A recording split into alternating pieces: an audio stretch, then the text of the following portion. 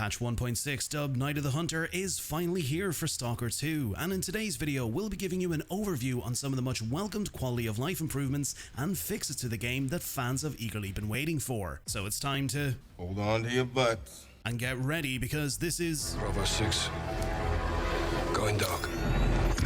So, as of today, September 23rd, patch 1.6 has arrived, and with it brings a host of new features and improvements to the zone, with a 24GB download on Steam and a 28GB download on console. But before we get into the fancy new gadgets that have been added, let's firstly cover some of the frequently asked questions each time there's a brand new patch, which is bug fixes, optimization, and improvements to A-Life. Firstly, as per the patch notes, which I'll also leave a link to in the description of this video and a pinned comment below, and highlighting some of the key takeaways from the notes, we can see that this patch has firstly fixed an issue where hostile NPCs did not react when the player fired a PM nearby, fixed an issue where A-Life NPC actions were interrupted and inconsistent after saving and loading.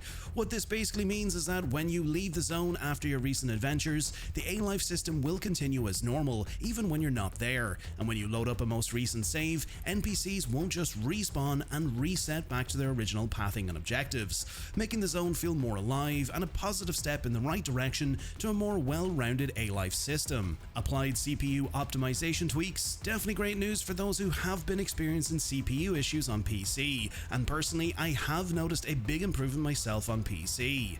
Optimized projectile performance, and then finally fixed multiple crashes. Definitely a common issue that many players have reported to the team, and a common one that I have seen in some of my most recent videos. So definitely great news to hear that some of these crashes have been fixed. Now, as you can see, there are many other bug fixes, crashes fixes, and performance improvements in the notes that you can see in front of you, and if you take the time to check out the full patch notes, you'll see that patch 1.6 brings a host of very welcomed improvements to things such as AI in combat, main side quests, and open world encounters. And just a quick side note, and I know this will be music to a lot of people's ears who love the recently added Korin 1911 pistol, the team have finally fixed an issue where the Kora's extended magazine was missing from the zone and unavailable for players to find. So all I'll say is, happy hunting, stalkers. But if you thought that patch 1.6 was just going to be something that added some fancy new gadgets, rest assured the team have been hard at work prioritizing a lot of the community's feedback when it comes to the issues that players have been experiencing,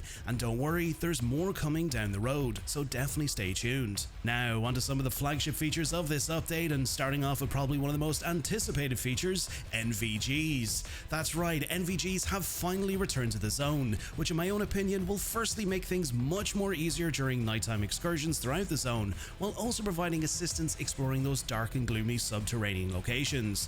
But on the other hand, will also add a much more immersive experience for those players who like to carry out a more stealth ops approach to enemy bases and encounters. Now, the important thing to note here is that NVGs can be found throughout the zone, either by purchasing them from NPC vendors or finding them at specific locations in the zone. It's safe to say that you might need to build up a bit of cash to purchase these, as some of the models that are available can cost roughly in and around 90,000 coupons, but you might be able to pick up something a little bit cheaper from NPCs in the lesser zone, such as Sidorovich in Rookie Village. However, as discussed in my most recent video, NVGs will come in different variants, such as the 1 or 2 nod goggles, and also come in different colors such as the standard green color and also the white phosphorus color. If you find yourself a little bit short on cash and you're excited to get your hands on a pair of NVGs, you can claim a pair by heading over to the Yantar region at the Modest Stash location. Simply jump down onto the walkway via the anomaly on the left and head into the room by breaking the locked door. There'll be a good bit of loot inside in the first room, so definitely make sure to claim everything while you're here,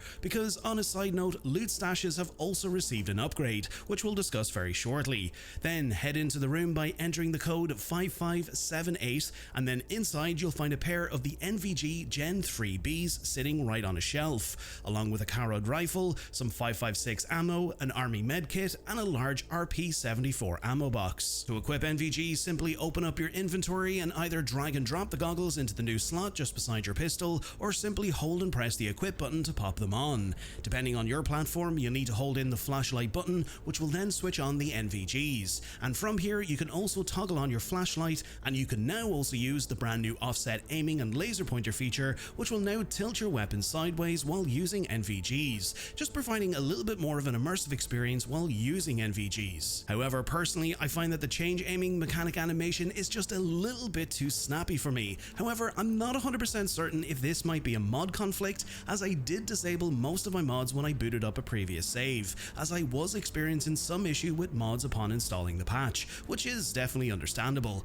Or if it's a setting that I have disabled or a setting conflicting with this, I'm not 100% certain, but if it's none of the above, I hope this animation does get fixed, as most of the footage captured here is from console. Moving on from that, the zone also received updates to the combat system and long-range battles. NPCs can now also loot mutants. We've also received a brand new fireball anomaly, which in my own opinion does look pretty cool, as this is now the second new anomaly that we've received since the 1.5 patch, which introduced the water electro tornado anomaly. Female NPCs also received an update to their hair and facial features. Player stash items can now be sorted, which is definitely a very welcomed upgrade.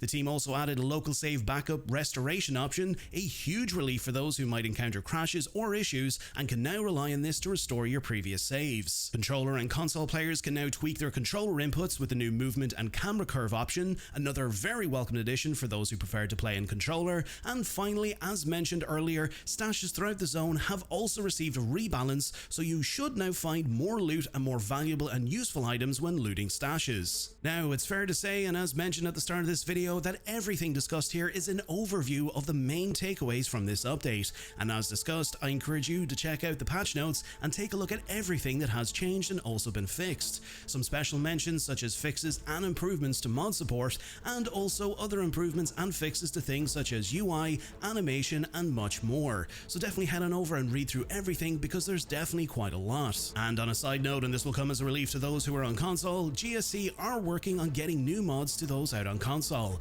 and as mentioned by community manager Molt, working on it, want to get them out quickly, so definitely keep an eye out on the mod page over the coming weeks. However, my own personal thoughts on this patch is that I've been enjoying everything that 1.6 has to offer, and especially NVGs.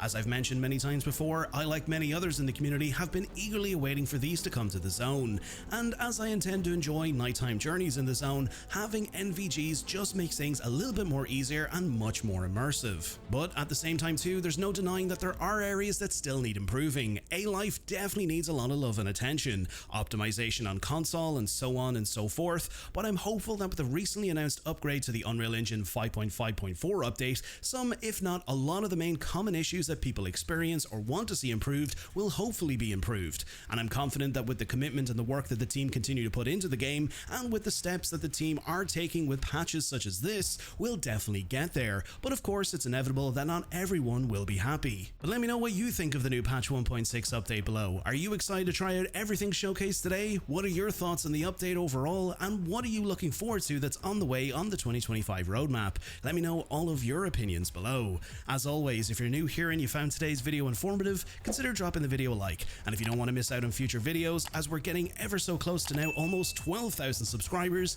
consider clicking the subscribe button. A big thank you to always to all of our channel members and subscribers for your continued support. It really does mean the world to me. Until next time, stay safe out there in the zone, welcome to Vault 93, and I'll catch you all in the next video.